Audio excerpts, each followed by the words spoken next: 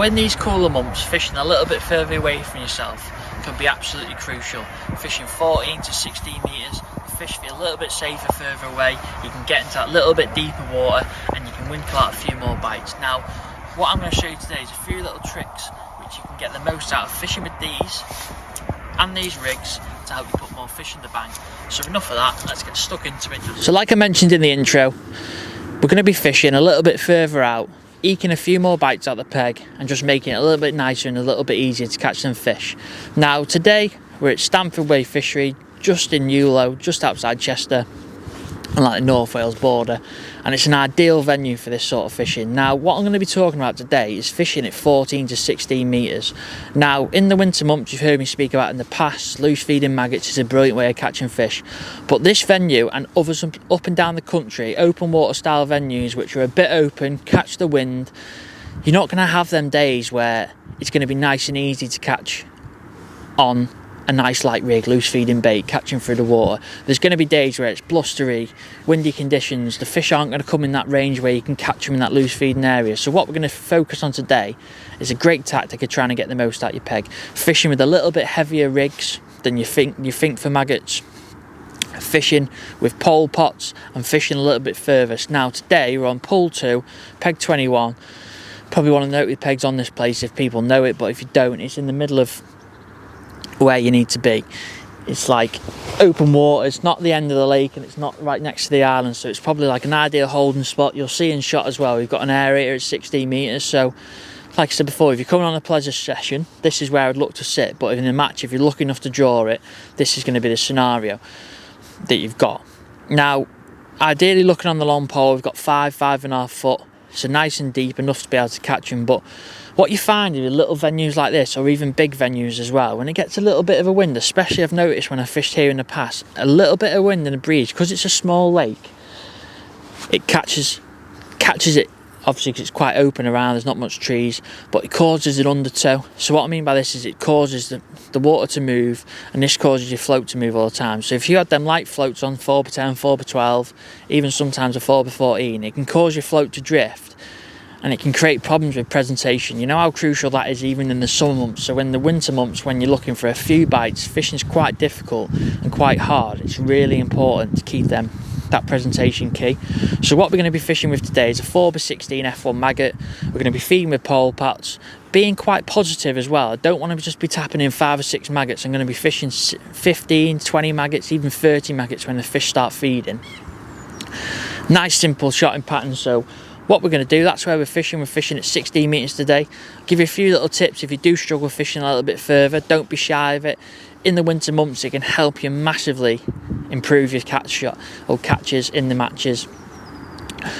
If you're fishing at 13, it's unbelievable. Sometimes you go 14 or even 16 metres and just put a few extra bites in. Like, because the water's so clear, the fish are a bit reluctant to come closer to you, so the further away, the more happy they feel and they're going about it. So I've got my trusty white board, like I said I'm going to have, so we're going to go for the pots to start with.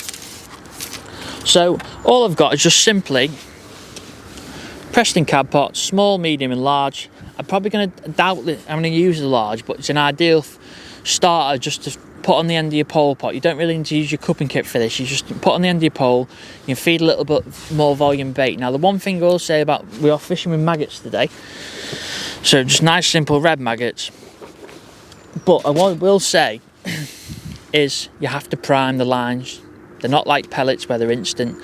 They prime the lines. So this is an ideal pot, just a large one. You can get probably 30 or 40, 50 maggots in there every 40 minutes, half an hour or so, depending on how good the fishing's going to be. Keep that line primed. Now we've been priming the line today, just priming it up while we've been getting ready filming. So hopefully when we drop in, we'll get a few bites, like an ideal scenario. But that's probably going to be for your priming. If, don't be wrong, if the fishing gets good and you feel you're fishing a little bit deeper lake, then you might need to feed a little bit more bait. But these are the two pots we're probably going to be going with. So if I'm looking to fish like 15 to 20 maggots and keep it dead simple, I'm going to use a small pot. And when I'm looking for 20 plus to 40, 20 to 40 maggots, I'm going to use a medium pot. Now one thing important about this is the lids. You're going to be fishing a long way, so 16 metres. The last thing you want to eliminate today is the bounce of your pole. Now having your rollers set up correctly is important. and also having a little lid. Now, people don't utilise what pots advantages you can have on these pots. Now, you may be thinking, what is on about? Well, we've got a simple lid. You can detach the lid, so it gives you a little bit of protection of there, but also if you're flipping around on the back, there's holes on the back. So you'll see when I fill my maggots up, I'm going to dunk my maggots, lift them out the water's going to drain out, and it's like a little vacuum. The maggots will sort of like stick to the bottom of the pot. They won't be glued in, so you won't be able to get them out, but they're just a little insurance policy. It's not going to be loads of loose maggots flying around. It just gives you a little bit of an edge, like a little vacuum on the bottom. So nice and simple. So you heard me mention I'm going to be fishing with 16. Now, I'm actually going to be using a long free and a long top kit today, just because I want to get to that sort of area. That's where I feel the fish are. It's a little bit deeper, so obviously the fish might have eaten the bottom out, or it's a bit nice holding area for the fish. So we've got a long kit, just a long F1 kit, just nice and light. And I'm literally in this, because we're fishing for fish today between, probably going to say average between £1.5 to £4. There's some F1s, there's some carp. That's all that's in this venue, so it's dead simple to pick your elastic. I've just got a tens hollow, really soft. It's been in for a while now. It just softens up over the time, and dead simple. Now, literally, because it's like I mentioned before, the toe and the wing can catch the water, back shot's going to be really important here. So literally, I've got 3 number 8 back shot, dead simple. At the minute, it's probably just above halfway, but if the wind gets really bad, I'll move it further up to the top here so it doesn't affect my rig, and if it goes a little bit calmer, I can always pull it down towards my float. Oh, try not to break my float. So my float is literally dead simple setup. So I've got a float blackened out, just F1 maggot 4x16, just there, blackened out tip. Then I've got a shot underneath, and then I've literally got a bulk of number 8s, and then as for my droppers, I normally have 10s, but I've got 2 number 8s there. I'm actually missing the shot, I need to put one back on, but I've got 2 number 8s there. Now, down to the hook length, I've got 6 inches. Now, this is really important, because when I'm fishing a little bit deeper style, I want to put a little bit more line in the bottom. I'll speak about that when I speak about plumbing up, but I've got a 6-inch hook length, just dead simple, off the rig stick, SL, FSL, B, 16, 011, nice and simple. Not going to get broke, because obviously, like I said, the stamp of fish I'm fishing for, there is an odd big 10-pounder, but say there's a lot more smaller fish, so I want to try and get my bites. And to be honest, I feel like I'd be confident in my setup. I'd be able to get a few fish out on that setup. So just want to touch on before we get some fishing done and stuck into it. When I'm looking to plumb up my float, normal scenario, I'd be looking to plumb up like there, bottom of the body, gives me about 1 inch on the bottom. But because this rig might be towing a little bit today, and I want to try and get a little bit of line on the bottom, so I'm literally going to probably go 1 inch under my body. So it just gives me a little bit of line on the bottom. Don't feel like it's going to foul hook all the time. If you do get a few foul hook and you feel that's the reason, you can always replumb up at the bottom of the body. But there is like a skim on the water today, so I just want to eliminate that, put a little bit more line on the bottom. And because I've got a 6-inch hook length on, it allows me to do so. So rig's dead simple. Couldn't be easier. We got a load of nice fresh red maggots. We've got some pole pots.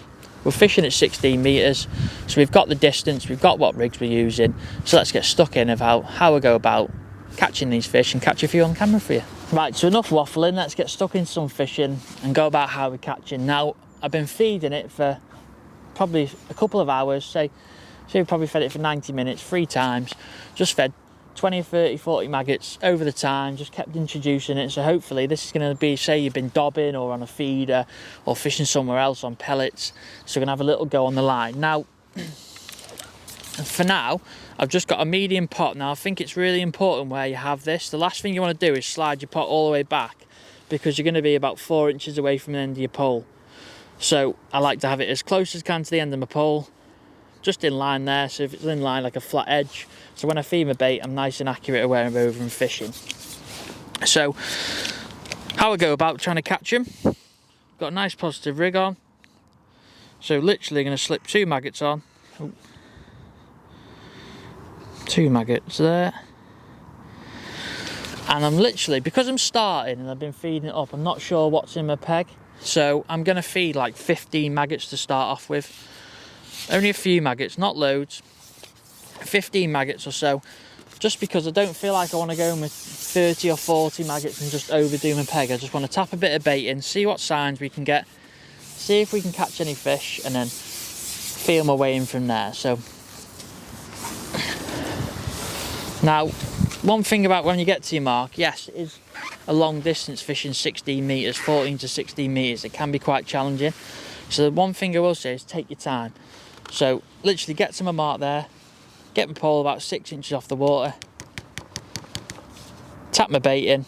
Now, normally with the maggot rig I like to flick it all the way out and let it catch up, but because I've got a bulk and 2, I'm trying to fish at long length and trying to be nice and accurate at where I'm over and fishing, I literally flick it just past, let everything catch up. So you see my float there, it's just dancing around, so everything's straight, and then I just drop the lot down so where I'm over and fishing. So I'm not expecting loads of signs. Obviously the water's been quite cool. There's ice on the water yesterday.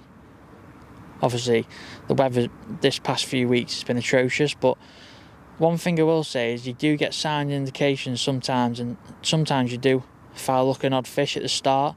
Just got to feel your way in and find out how much bait you need to feed. Now, because I'm fishing such a far distance, like I said before, the last thing I want to do is go in there with either loose feeding, say 16 metres, you wouldn't get it accurate enough, as where I wouldn't want to go in with like a massive volume of bait and trying to pin the fish down the bottom. The last one I want to do, see, I had a little sign indication then. So what I'm going to do is drop my rig back in.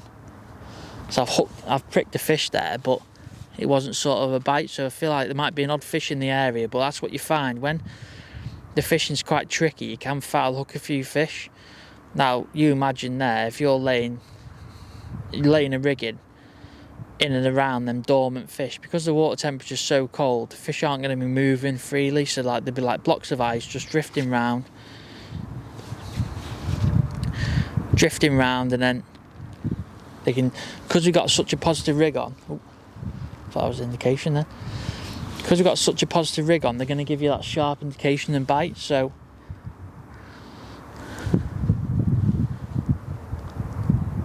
all I want to do is just keep it nice and tight in that area. Like I said before, we've got the right size rig on, a little bit of skim on the water, it's towing a little bit, but that rig's keeping it nice and steady in place, giving us the right presentation. Now, as where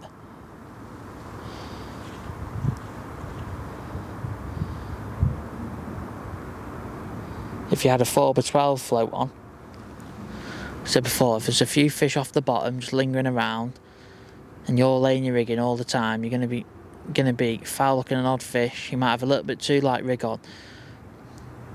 Now it seems to go against the norm. Everyone in the winter time light rigs catch more fish, but just having the right presentation sometimes in a scenario in these open waters can be deadly. Now you might ask, why haven't I used a wire stem float? It's just because could use a power float just because it's got that wire stem, bit more stability, but I literally just like these F1 maggots, nice and slim, nice and delicate, never let me down. Just got a load of faith in them. Just because something's not broke, you don't need to change it, so that's the reason why. Don't get wrong, there's no issue because you're lowering your rig down, fishing with a bulk and 2. There's no difference whether a wire or a carbon would be better. It's just stability. If it was really, really windy and I was struggling to hold it, you probably struggle to hold the length I'm at today anyway, but if it was towing really bad, then a little bit more weight in your float would be ideal. But for the minute, because obviously the conditions are changing all the time, you get a little bit of a ripple now and again, it tows now and again, because it's small lake, you can get affected quite quickly.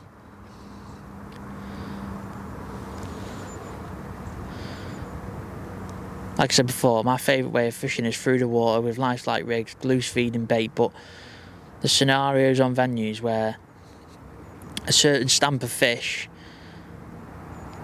and a certain way of fishing is needed, and just tapping a few maggots in, just being nice and patient can be the way. Now,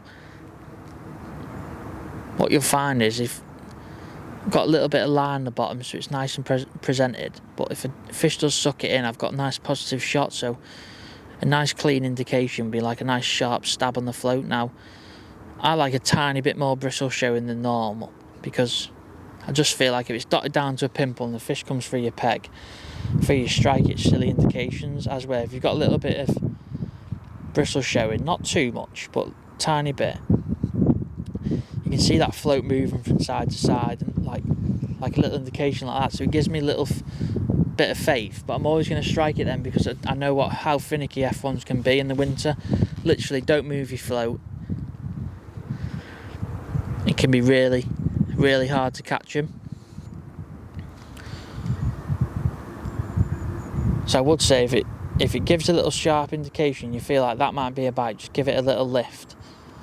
That's the key as well. If fishing at such distance, the last thing you want to do is start fishing with too short a piece of line between your pole tip and your float, or a too long a piece of line, because if you have it too short, you're going to interfere with your float all the time. As you can see, that's probably perfect for the conditions at the minute.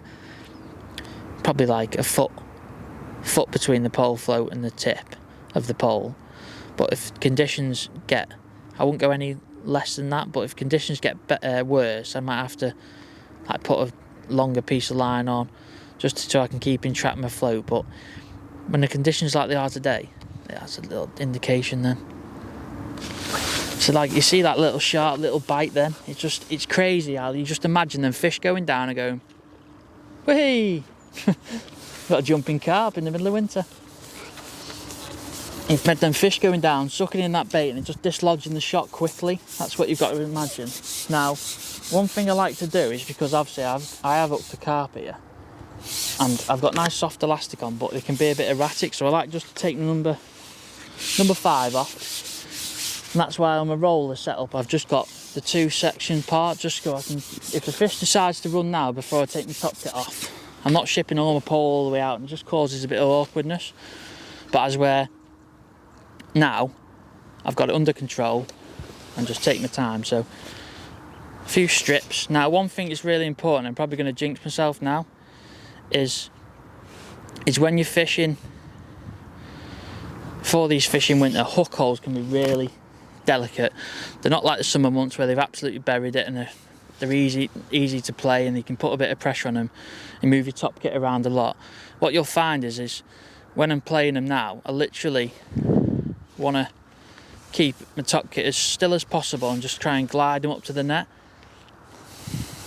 He's gone that side. So I don't want to try and scoop him. A bit bad bit of netting. There's actually a thing people say is when you do that, everyone says a bad bit of netting, so it's like a cliche sort of thing.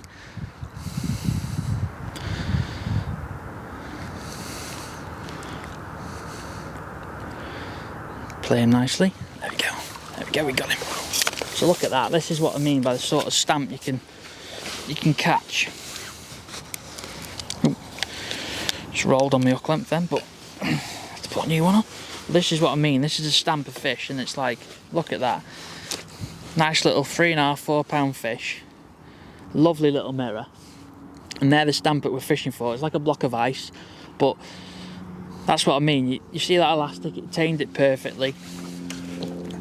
Nice, we're not being ragged about the lake, we're not fishing with like a single 6, and it's not too heavy where we're fishing with like a 15-inch jaw slip. It's just a nice soft elastic, and we got the fish in. So I literally just put my hook length off, put a new hook length on just because he rolled on it in the net, which can happen. But like I said, it's a nice little start that. I had a couple of indications to talk about, and literally try and make the most of it. So double maggot again. Now because I don't feel like, I don't really know what's in my peg yet, so I'm just literally going to feed the same again, 15 maggots, something like that. I'm not going to count them in, but something like that. Literally dump my pot, keep everything nice and accurate. Like I said before, that double shipper when I've got a fish on just makes it a little bit easier just to play them, especially with carp fishing as well. I just get a little bit paranoid this time of year with hook holds, and I just feel like they're really, really shy, really delicate. Now, like I said before, get to your marks. It's really important just to be nice and smooth and efficient. Don't try and rush things when you're fishing 16 metres. It's such a far way to go. So 6 inch off the water, tap your maggots in. If you can get it in one motion, perfect, but don't worry about it too much. As long as it just goes past your pole, the last thing you want to do is trying to get it behind your pole, just a little bit past. And then literally you're just going to hold it in position, make sure everything's nice and still like so, drop it down. And then what you find is when you drop it down, your float's not trying to chase your bulk, it's just literally straight in position. Now, if them fish are feeding quickly, they can straighten your bait. Like I said before, you're going to have to wait for bites, you're going to have to be nice and delicate and not do too much. Worry about it too much. Like, it's mad that you can tell this is where like the fish will live in the winter time, because actually you can see an odd fish knocking the aerator. So that's why it's important to get close to these features, get where you can. But like I said before, if there's a lot of fish there in big balls that don't want to feed, often you can find if you go straight in the middle of them feeding, they can just cause you problems with foul hookers. So this is why it's important not to put too much bait on the bottom for the minute. Like I said before, that fish was freezing. Like, the water's going to be probably really, really low. It only just froze yesterday, like I said before. So it's just important just to keep everything nice and neat. Little bits of bait, dead accurate.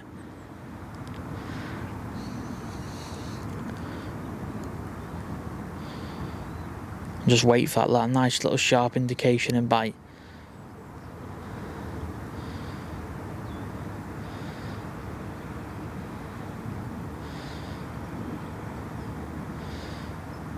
See, like, what I mean by like an indication and bite is, say if like that float is just to slide away ever so slowly, like obviously a fish is caught on the line or something, or drifted into it, compared to like a sharp indication where it's like dislodged your shot.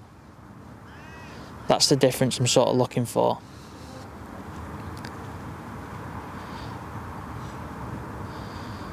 I said before, this time of year, you've just got to be nice and patient. You don't want to rush things. Keep everything nice and neat, especially when the fishing gets harder.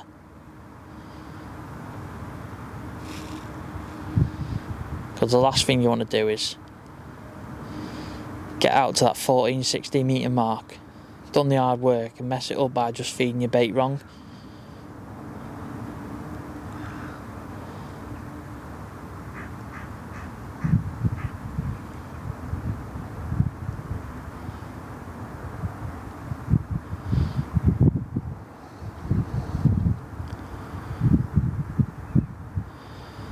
Now you may think, why have you picked to fish 16 metres today instead of just fishing 14 or 13 and hoping the fish come to you? I just know what it's like this time of year. Is the fish want to be in the deepest water, furthest away they can from you. So say if it's in a match scenario, that's where they're going to be, sort of like that middle of the lake scenario. When they start feeding, obviously they might start to drift close to the bank like they do in the summer months, but generally you find in the middle of the lake, they're balled up.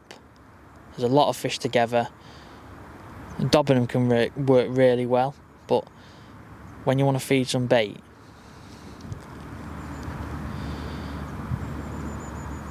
this is a perfect way to catch them. Just nice and patient. And a lot of people are reluctant to fish like 16, 14 metres, and sometimes it can just play off into your hands.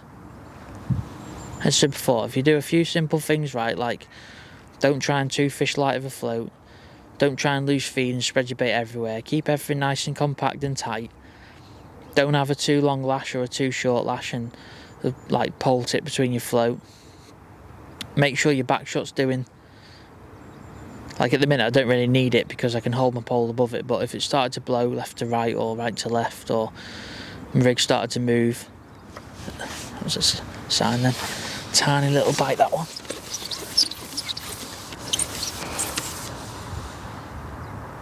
Like I said before, see that there elastic's just working nicely. Like a tiny little indication there, a bit reluctant to strike on it, but that's what I mean. There's a few fish about now. We're not, don't get me wrong, we're not and bagging, as people say, but we're having a few bites, and that's what it's about in winter. Just being a bit more enjoyable. Like I said before, one little strip, keep it nice and low. Fish is starting to run. Last thing you want to do is start waving your top kit round and pulling too much elastic out. So just change the direction a little bit. I said before, they can be such iffy fish, and like, you don't need many fish like this. 10 or 12 of these fish could easily be 40-50 pound, and that is a brilliant day's fishing on any commercial or any sort of winter fishing.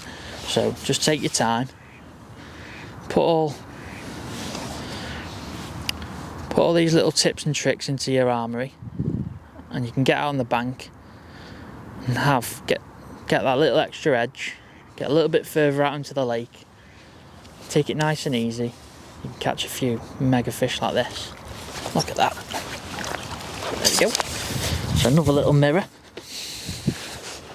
You say little, but don't roll on my hook length this time. Say little mirror, drop him out. Lovely little 3.5 pound, I want to say. Nearly 4 pound. 3.5 pound in. 3 pound. But lovely little mirror. Still a bit lively. But yeah, nice simple tactics. And hopefully you've learnt a few things to put into your fishing. Don't be afraid, get that extra length out. Get tapping them maggots in, catching a few fish. Thank you for watching, guys. If you like what you see, don't forget to subscribe and turn on that notification so you don't miss any future videos.